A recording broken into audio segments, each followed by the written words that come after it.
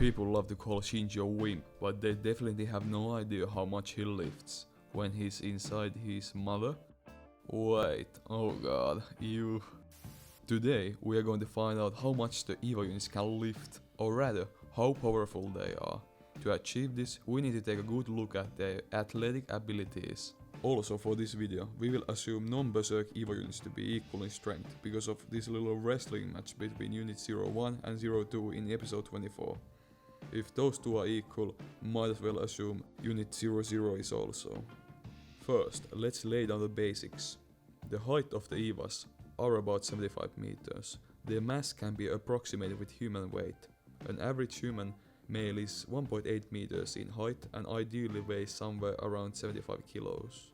Since EVAs are 42 times taller, their mass is 70,000 times larger, and that comes down to 5,400 tons, all the armor excluded.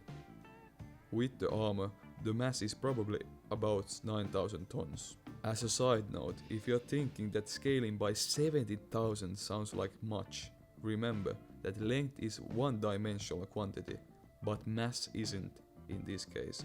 This is because mass is calculated by the density times volume, and volume scales to the third power with length.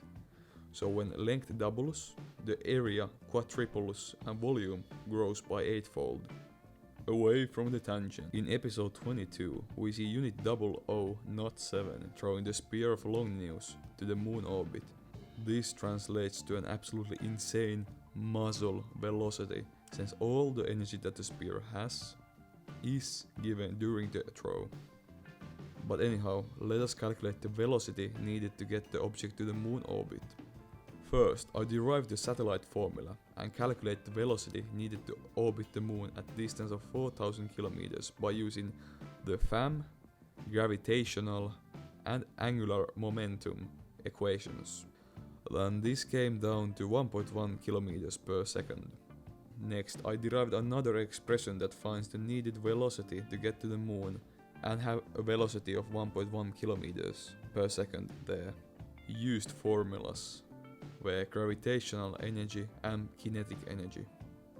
This calculation can look bad, and it was annoying, but it came down to 11 kilometers per second. And that is really fast, but reasonable. Here is something to grasp the insane velocity. If we would like to know the power, we need to know the spear mass and acceleration. Here's an estimate using mass of 1 ton and 1 second of acceleration. 0.121 terawatts. Yikes, that's a lot of power.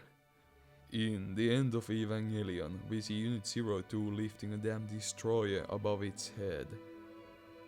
We don't really know the exact type of the ship, except it being a destroyer, so for the sake of argument, it shall be Shimakaze, hehe. Her looks are deceiving since she actually weighs 3,300 tons. A hefty chunker, dare I say. Well, these calculations will be easy, so let's get to crunching.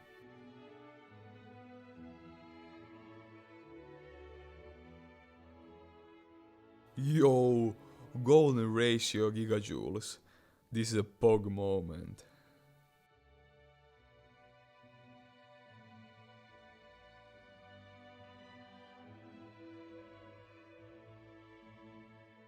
And the power is 231 megawatts. EVA units truly are monsters. But after all this, I have even more respect towards the positron rifle that had the power output of 69 terawatts. That's more than any of the EVAs.